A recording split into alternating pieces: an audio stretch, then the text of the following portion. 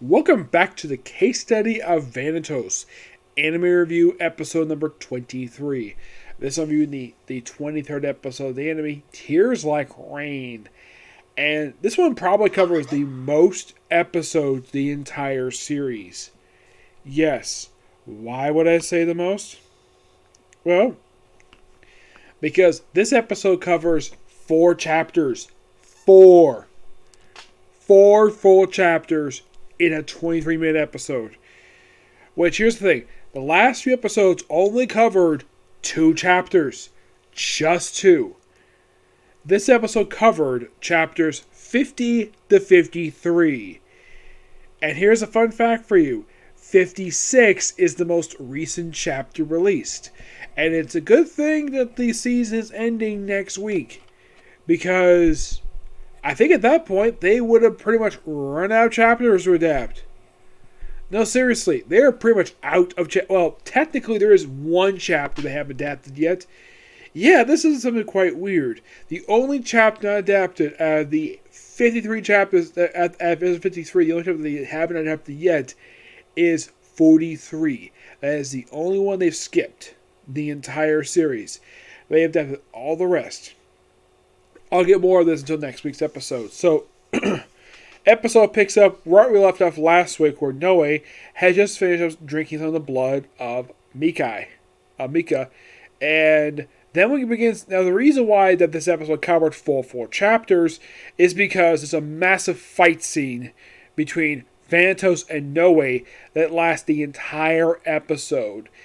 It goes from beginning to end. They go back and forth.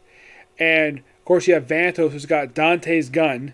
Yeah, that's why he got the gun, because it's pointed out by Mika that he doesn't usually use guns. That's because it's not his gun. It's actually Dante's gun. Yeah, it's briefly seen that Dante and his 2 companions, along with the maid, Anna, I believe that's her name. Yeah, she first appeared back in the first story arc of the series, and she's appeared sporadically since the very first story arc. Which you're thinking, really? So you introduce a character in the very first story arc, and they don't do hardly anything with the character. Yeah, I gotta fault the writer for that, for doing nothing with this character. And this character very rarely appears. That's what it seems like after the opening story of the series. It's like it's in the manga too. So, he shoots Noe for to come near him because he doesn't want anybody to take it, look at his memories for reasons. Excuse me. So, the reason why Mika really wants to look at Vanitas' memories because he does not know the reason why that the original Vanitas, which they reveal the person to be Luna, yes, that is the name of the Vanitas named Luna, of why he killed her. Yes, of why he killed her in the first place. That is something he really wants to know. And then, of course, after shooting, Noe gets shot by him, then he attacks him, and it seems at one point you see a close-up of Noe's fangs, and they begin a brawl that destroys like half this amusement park. Yeah, like half the park gets destroyed. They go back and forth, throwing robots at each other. It is by far the most action-packed fight scene of the entire series. Yes, and it's between the 2 male leads of the series. It's kind of like seeing Goku versus Vegeta all over again. It's similar to that, except that these 2 started out as allies, not intentionally fighting each other like the way it was with Goku and Vegeta, where they started as enemies, became very close friends, and also their sons were basically best friends. Meanwhile, though, Domi is on top of the Ferris wheel, and she's figured out a way to stop Noe and Vanitas. So we see sort of a dream sequence. We see her talking to a little girl, which I think is supposed to be a past version of herself, and Louis, who is her late brother.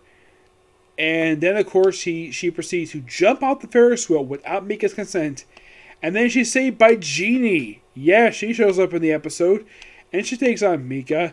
Of course, Noe tries to tell Genie that Mika is Vanitas' brother. Yes, the brother of the guy that she's in love with. And they kind of begin a fight, per se. Yeah, and also Mika's got a mechanical arm, and of course a robot dog. They're probably going to explain this for next week's episode, which it is a definite. Next week's episode is definitely going to conclude the story arc because this story arc officially, I think from what I can tell reading the manga, it officially wraps up with chapter 55. That's where this arc wraps up. Yes. And look like they're making something, and of course then we have them on top of like a Ferris wheel. Of course, Noe is like, oh, this is what I look like. Apparently, he's never seen himself in a mirror before. And apparently, he knows like saying he knows nothing about Vanitas, which is definitely true. He knew almost nothing about him aside from the fact his name and his power of the Blue Moon cult, the Blue Moon clan. Because that's the thing of Vanitas, he's basically a man of mystery. Like, we know a little bit about his backstory part of this episode. Apparently, he was an experiment. This arc pretty much explores a lot more of his backstory of what he was up to after he escaped from the doctor. Because there he was a patient, he was experimenting, and then of course they, revealed that he actually escaped spending time with Luna. As for he killed her, as for why he did it, we're going to explain that probably next week's episode. But this episode is really good, and yes, we're going to wrap this up next week, because next week apparently, like, almost all the series that started back in January are wrapping up next week. Like, Attack on Titan is wrapping up next week. This one is definitely it. And I believe also How Not the Seven Demon Lord, How Realist Here with the Kingdom. I don't think How Seven Demon Lord. How Realist Here with the Kingdom. That one's also wrapping up next week. As for Freya, that one might have one more episode, because it's only been 11 episodes since things started. So I would not be surprised if we're going to get one more episode of this season, aside from next week. I'm hoping it's not 2 episodes. I'm hoping it's 13 like the first season was. Yep. But yeah, and of course the episode ends with Noe falling down. By the way, a lot of the episode, we actually have revealed that apparently Vanitas will kill anybody because they want access to that memory. And apparently he's under self-hypnosis. And apparently under this hypnosis he will kill anybody. Doesn't matter who it is. And he refers to Noe as that vampire. And Noe corrects him. My name is Noe, not that vampire. While they proceed to fall down. And you see Vanitas, when he stopped using his gun, he proceeded to use his knife he has. Yes, he's a knife wielder. And they proceed to fall down right on the ground. Don't worry, they're both alive, because they're basically wounded. But they are still alive, and that's where the episode ends. Yes. But it's definitely a good episode. I can't wait for next week. Okay, so that's episode review. Next is going to be a review for Comic Corner. Okay.